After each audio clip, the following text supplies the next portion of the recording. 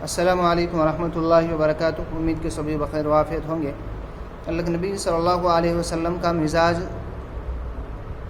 لوگوں کی خیر خواہی کا تھا۔ یہ وجہ ہے کہ جب پہلی مرتبہ جب وحی نازل ہوئی تھی آپ پر، تو اللہ کے نبی علیہ الصلوۃ والسلام اپنی زوجہ محترمہ کے پاس، یعنی کہ جب اپنے گھر گئے تو آپ کی جو زوجہ تھی حضرت خدیجہ الکبریٰ، انہوں نے یوں کہا تھا کہ اللہ آپ کو ضائع نہیں کرے گا، کیونکہ آپ یتیموں کی خبرگیری کرنے والے، بیواؤں کی مدد کرنے والے، پریشان حال لوگوں کی پریشانی کو ختم کرنے کی فکر کرنے والے ہیں آپ۔ حضرت خدیجہ نے یوں کہا تھا، تو حضور کا مزاج ہی یہ تھا نبوت سے پہلے بھی، غریب لوگوں کی امداد کرنا، ان کی مدد کرنا، ان کی خیر خواہی کا خیال رکھنا، فکر کرنا۔ چنانچہ حضور کے اس مزاج کو ہم اپنے اندر ڈھالنا چاہیے، ہمارا بھی یہی مزاج ہو، غریب لوگوں کی مدد کرنے کا ہمارا مزاج ہونا چاہیے۔ مخلوق کی بہترین خدمت یہ ہے اور مخلوق کی بہترین مدد یہ ہے کہ اگر کوئی پریشان حال ہے تو اس کی پریشانی کو ختم کرنے کی فکر کرنا۔ مخلوق میں اگر کوئی مقروض ہے تو اس کے قرض کی ادائیگی کی شکلیں پیدا کرنا۔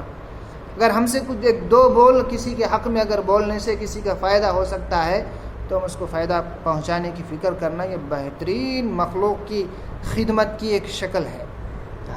اگر ہمارا مال ایسی جگہ کے اوپر جو ہونا لگا تو یہ ہمارے لیے ذخیرہ آخرت جو ہونا بن سکتا ہے۔ ہم اپنے شادی بیاہ کے اوپر اور گھروں کی زیب و زینت کے اوپر تو بہت لگا دیتے ہیں، جبکہ اس طرح کرنا اسراف ہے، یہ گناہ ہے۔ یہ گناہ ہے، یاد رکھ لیے۔ بلکہ ایسے لوگوں کو تو ارشاد فرمائے ان المبذرین کانوا اخوان الشیاطین، فرمایا شیاطین کے بھائی فرمایا۔ بیکار کے زیب و زینت کے اوپر اور کیا کہتے ہیں ریاکاری کے طور پر جو ہونا لگا دینا، لوگوں کا یہ مزاج جو ہونا بنا ہوا ہے۔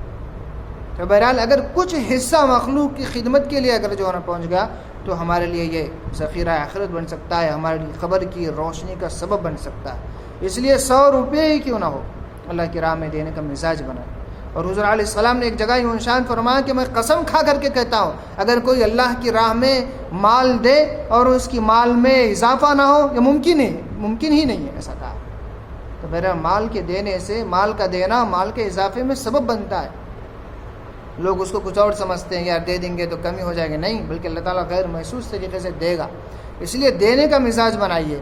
آدمی کو محسن ہونا چاہیے، محسن نہیں، محسن، لوگوں کے اوپر احسان کرنے کا مزاج ہونا چاہیے، سخی ہونا چاہیے۔ اللہ تعالیٰ سخی ہے، سخاوت کو جو ہے پسند کرتے ہیں۔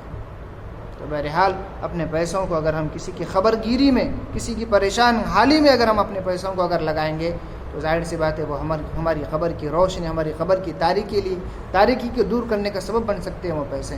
اور حضور علیہ السلام نے ارشاد فرمایا کہ چند سوالات کے جوابات جب تک بندہ نہیں دیں گا، بروز محشر آدمی کا قدم نہیں ہٹنے دیا جائے گا۔ اس میں سے ایک سوال یہ ہوگا کہ کہاں سے کمایا اور کہاں پر خرچ کیا۔ یہ سوال بہت ڈینجر سوال ہے۔ اس لیے اگر ہم اپنے اخراجات میں سے کچھ نکال کر کے 100-200 روپے کیوں نہ ہو اپنے مہینے میں مخلوق کی خیر خواہی کے لیے اگر ہم نکالیں گے تو ہمارے لیے بہت بڑا ذخیرہ آخرت جو ہونا بن سکتا ہے۔ خدمت خلق ویلفیئر سوسائٹی بودھن یہ کام جو ہونا کر رہی ہے، غریب اور مستحق لوگوں کی مدد کرنے کا بیڑا اٹھایا ہے، کوشش جو ہونا کر رہی ہے۔ ظاہر سی بات ہے اس میں آپ کا بڑا کردار ہوتا ہے۔ بہت سارے لوگ ماشاءاللہ 100 روپے کے ذریعے سے اور اپنی بساط کے ذریعے سے جو ہے نا امداد کر رہے ہیں۔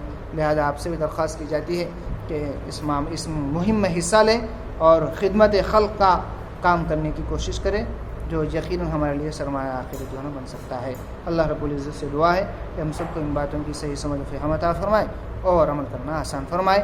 خدمت خلق ویلفیئر سوسائٹی بودھن۔ السلام علیکم۔